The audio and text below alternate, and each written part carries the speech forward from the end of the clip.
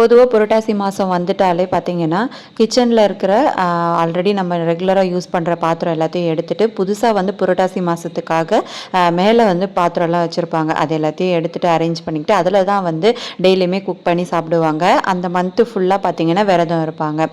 அந்த மாதிரி வந்து மந்த்து ஃபுல்லாக விரதம் இருக்க முடியாதவங்க அட்லீஸ்ட் அந்த புரட்டாசி மாதத்தில் வரக்கூடிய சனிக்கிழமைகளில் விரதம் இருந்து பெருமாளை வழிபட்டோம் அப்படின்னா நல்லது. ஒரு சிலவங்க எல்லா சனிக்கிழமைகள்லையும் தலைகை போட்டு சாமி கும்பிடுவாங்க. ஒரு சிலவங்க வந்து ஒரு வாரத்துக்கும் ஒன்று சின்னதாக நெய்வேத்தியம் படைச்சு மாவிளக்கு போடுறது இந்த மாதிரி வந்து வழிபாடு செஞ்சுக்குவாங்க. ஒரு சிலவங்க வந்து புரட்டாசி மாசத்துல ஏதாவது ஒரு சனிக்கிழமை சூஸ் பண்ணி அவங்களுக்கு ஏற்ற மாதிரி அந்த சனிக்கிழமை வந்து தலைகை போட்டு சாமி கும்பிடுவாங்க. நான் எப்பவுமே இந்த மாதம் முழுக்க விரதம் இருப்பேன். ஆனால் இந்த வருஷம் பார்த்தீங்கன்னா சனிக்கிழமை மட்டும்தான் வந்து விரதம் இருந்து வழிபாடு செய்ய போகிறேன். நான் எப்போவுமே 4வது வாரம் தான் தலைகை போடுவேன். ஆனால் இந்த தடவை வந்து நடுவில் கொஞ்சம் லீவ் வருது. அதுக்கேற்ற மாதிரி பிளான் பண்ணணும்.